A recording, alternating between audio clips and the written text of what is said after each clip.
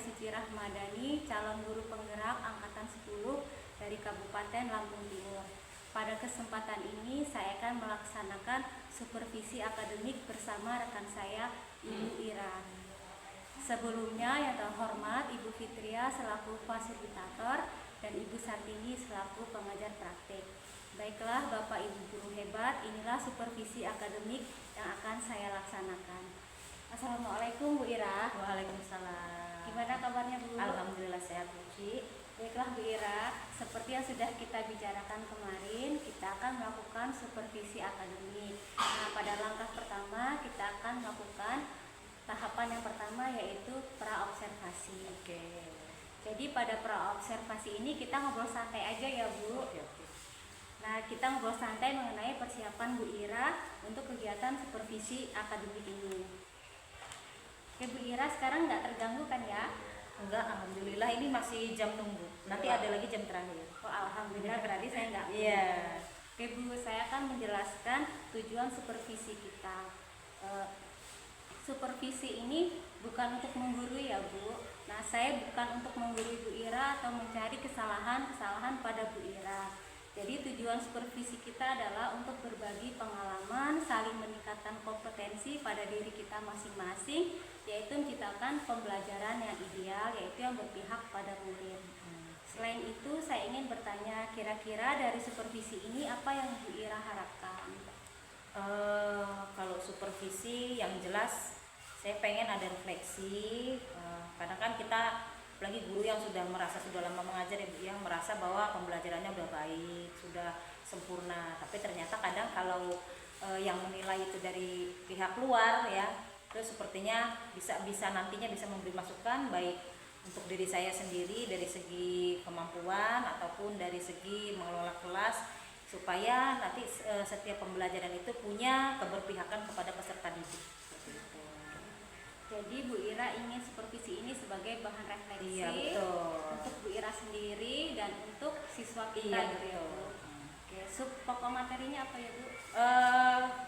Kalau untuk kelas 9 yang saya ambil itu kita materi pokoknya tentang kondisi alam di berbagai belahan benua ya. Tapi untuk sub pokoknya nanti kita ambil dari negara Jepang.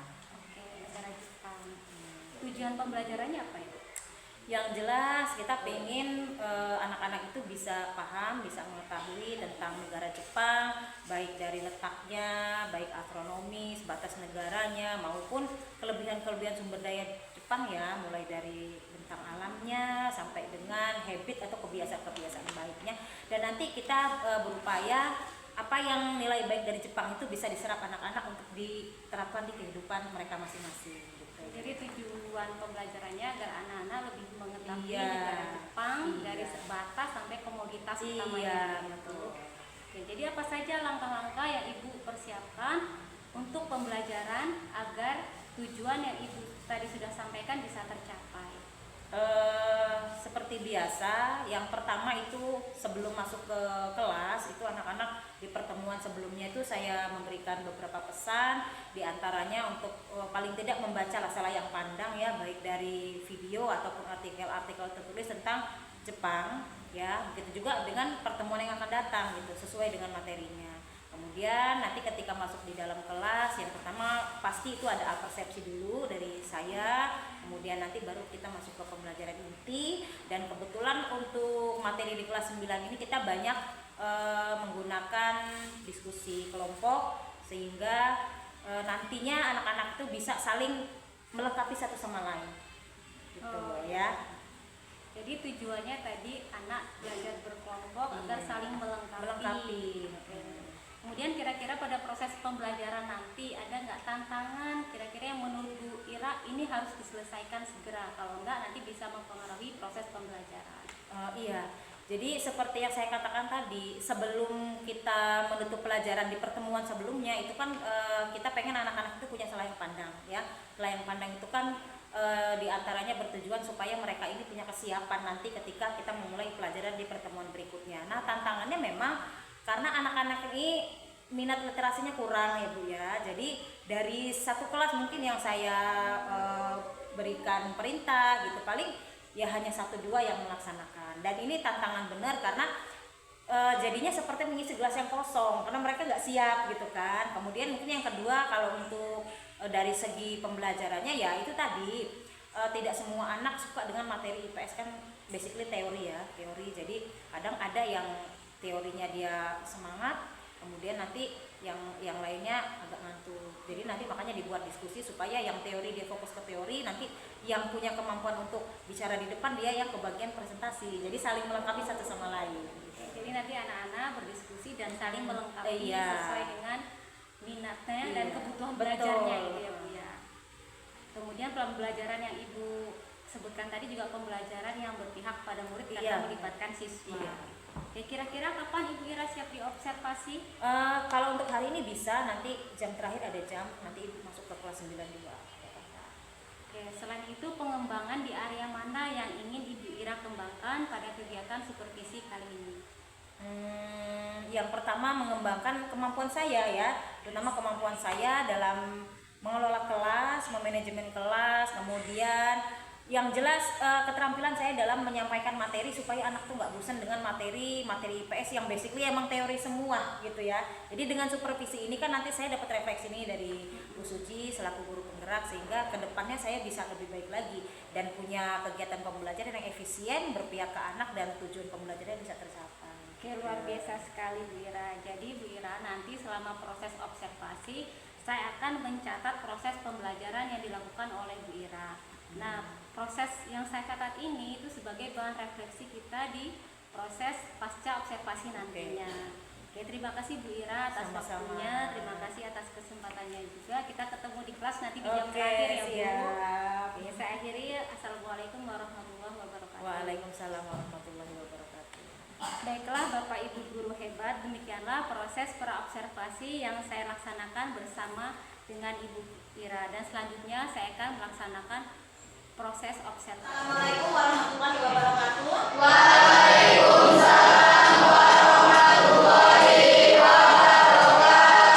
Apa kabar anak hebat semua? Semangat belajar ya walau jam terakhir. Mana semangatnya? Semangat gitu dong ya. Ibu absen dulu ya. Firdaus Solihin, Gilang Eka, Hasna, Ipen, Manan Nur Hidayat, ada Muhammad Asmi, Sofia Nasta, Ramadhani, Rifai Syaru, Rizky Andika, Ronaldo, Sahdi Adrian, Selvi, Sofia, Syafan Dibaki, Zulfatul Muliso, Ahmad Gufron Yazid. Oke. Baik, sudah siap melanjutkan materi? Ya. Sebelum kita melanjutkan materi, di pertemuan yang lalu kita sudah membahas gambaran tentang benua-benua yang ada di Indonesia.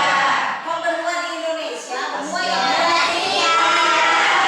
Ya, kalau benua itu cakupannya luas. Kalau di Indonesia namanya pulau. Ya, kalau di regional atau Asia namanya kawasan. Kalau di dunia namanya benua. Kemarin kita sudah membahas di pertemuan pertama tentang gambaran umum benua-benua yang ada di dunia. Ada berapa benua besar yang ada di dunia? Dilihat dari luasnya wilayah. Yang paling pertama, paling luas wilayahnya ada benua Asia.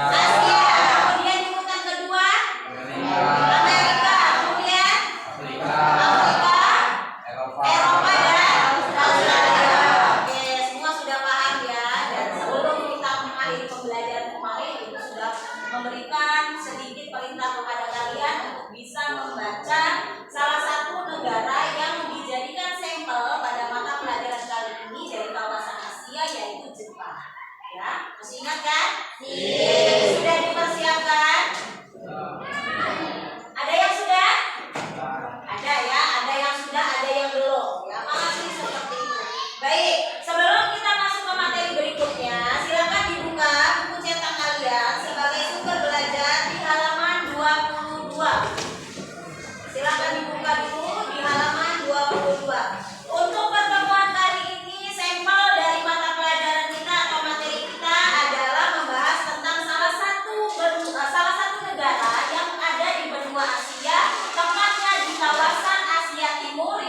negara Jepang ya. Ada yang bisa memberikan gambaran dari bacaan atau artikel atau pengetahuan yang kamu dapatkan sebelum kita masuk ke materi yang tergambar di benak kamu kalau dengar kata-kata negara Jepang itu kira-kira apa? Apa yang tergambar? Kira-kira Jepang itu begini loh, ada nggak? Apanya tadi? Enggak, Bu.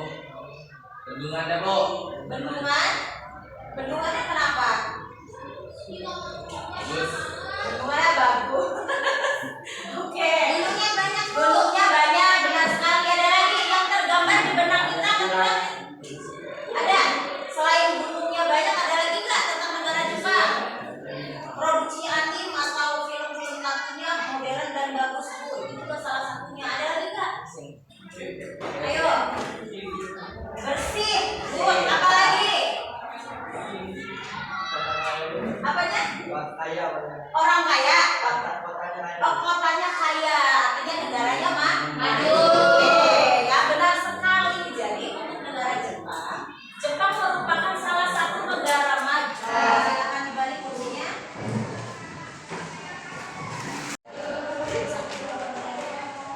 Nanti di hasilnya dikerjakan, kalau di kertas itu tidak muat silakan ditulis di satu buku ketua kelompok ya.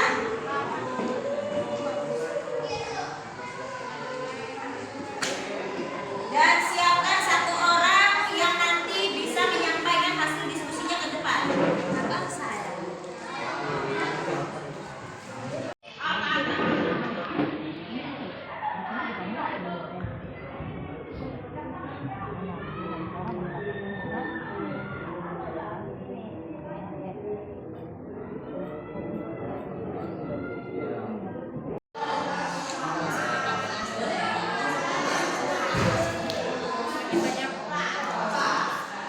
Hokkaido, Pulau Honshu dan Shikoku dan Pulau Shikoku. Oke.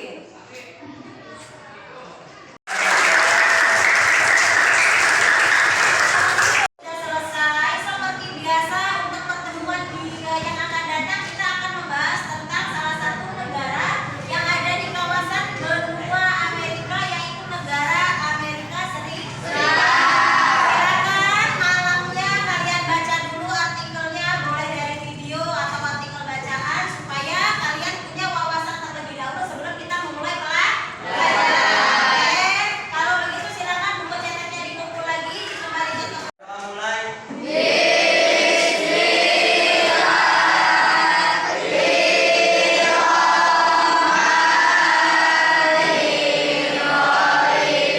Assalamualaikum Bu Ira. Ya Bu Ira, apa kabar? Alhamdulillah. Bu Ira, menindaklanjuti proses observasi kita beberapa waktu lalu ya Bu Ira. Hari ini di pasca observasi saya ingin bertanya-tanya sedikit kepada Bu Ira. Gak mengganggu ya Bu? Enggak, alhamdulillah pas jamnya kosong. Alhamdulillah. Oke Bu Ira, dari proses observasi kemarin apa saja sih yang sudah Bu Ira lakukan pada proses observasi itu Bu? Oke, pada saat observasi kemarin, kalau tidak salah materinya tentang Jepang ya Bu ya, negara Jepang. Jadi mungkin saya akan jabarkan langkah-langkahnya dari awal. Sebelum kegiatan pembelajaran, anak-anak itu sudah saya berikan penugasan di hari sebelumnya untuk mereka mencari referensi atau ya wacana prawacana tentang materi yang akan disampaikan. Kemudian pada saat hari pelaksanaan, anak-anak sudah di dalam kelas, kita mulai dengan persepsi, kemudian penyampaian tujuan pembelajaran, kemudian penyampaian tentang penilaian, kemudian setelah saya melakukan persepsi dengan anak-anak, saya menanyakan tentang apa yang sudah mereka ketahui tentang materi yang akan dibahas pada hari ini, kemudian dilanjut dengan penjelasan ya, memang masih menggunakan metode ceramah untuk penjelasannya. Lalu kemudian ada pemberian LJK.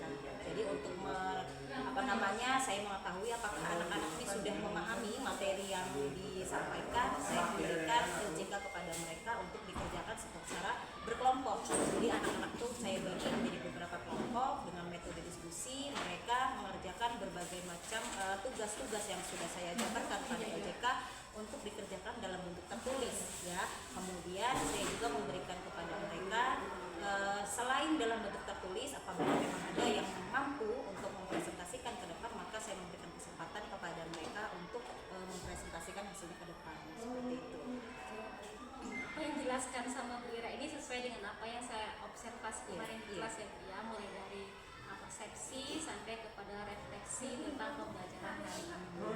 Kemudian Bu Ira, apa sih yang Ibu rasakan atau yang dapat Ibu refleksikan pada observasi tersebut ya? Saya menyadari ya, tidak ada kegiatan pembelajaran yang sempurna seperti itu ya. Jadi mungkin dari saya, memang saya untuk persiapan dan lain-lain 90% saya rasa sudah oke. Anak-anak saya minta untuk membaca, mereka kebanyakan sudah mulai pada saat saya menyampaikan persepsi sudah ada imbal balik. Artinya mereka sudah punya kesiapan ya dalam kegiatan belajar. Namun sayangnya pada saat itu saya masih cenderung mendoktrin. Mendoktrin itu begini Bu Uci. Jadi masing-masing kelompok itu sudah saya, kamu yang tertulis, kamu yang presentasi gitu. Jadi seandainya pada saat itu saya memberikan keleluasaan kepada mereka gitu untuk bisa menyampaikan hasil diskusi mereka sesuai dengan minat dan bakat yang mereka punya, mungkin akan ada sesuatu yang muncul yang tidak saya perkirakan sebelumnya. Seharusnya saya memberikan keleluasaan seperti itu, tapi pada saat itu memang kekurangan saya ya masih one way, maksudnya dari saya ke mereka gitu. Dan mereka saya minta untuk mengikuti aturan yang saya buat seperti itu. Jadi Bu Ira berpikiran setelah observasi itu harusnya pembelajaran Iya, harusnya. Jadi anak-anak bisa mengeksplor lagi dirinya. minat dan bakatnya ada di mana, dari potensi seperti itu ya Bu. Kemudian kemarin pada saat Bu Ira memberikan tugas kepada siswa, ada nggak sih Bu siswa yang komplain atau protes terhadap tugasnya atau cara pengumpulannya? Balik lagi ke pertanyaan sebelumnya ya Bu.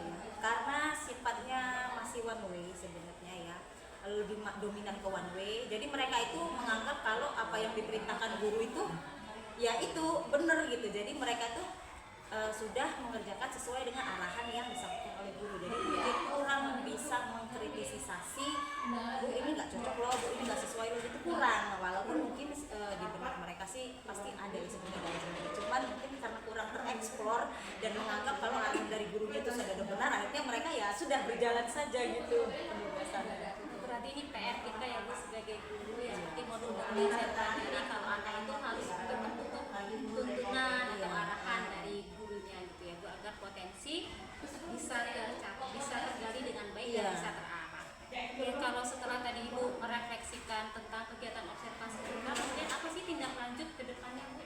Yang paling utama tentunya saya pastinya ya saya sebagai seorang guru memperbaiki mulai dari persiapan mengajarnya, kemudian strateginya, metode yang digunakan, kemudian langkah-langkahnya juga, sampai dengan bagaimana saya bisa mengarahkan siswa untuk bisa mengeksplor dirinya, kemudian punya kepercayaan diri untuk bisa menyampaikan hasil hasil belajar mereka sesuai dengan memang minat dan bakatnya gitu. Jadi misalnya di awal saya bilang ini tertulis ini presentasi, seandainya saya bisa mendorong mereka, mungkin mereka bisa, Bu ini bisa loh dibikin video, Bu ini bisa loh dibikin PPT, atau Bu ini bisa loh dibikin project. Sebenarnya seperti itu ya Bu.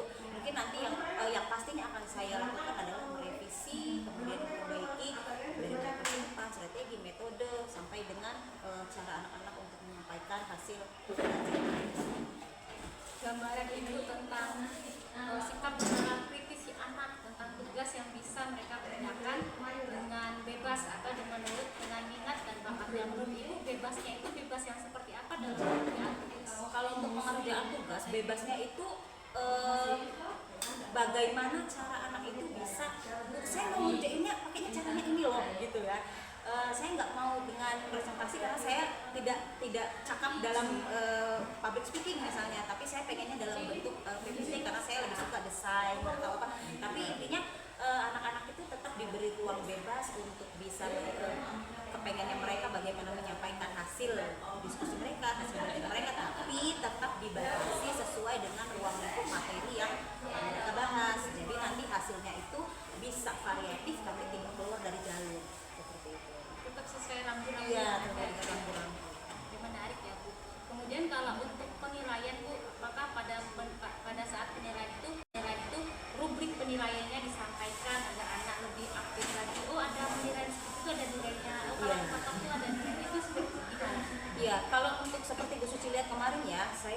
sebelum pembelajaran itu yang pertama saya sampaikan adalah tujuan yang akan kita capai. Jadi anak tahu hari ini kita mau belajar apa, kira-kira setelah pembelajaran ini saya harus tahu paling tidak materi dasar ini harus saya ketahui.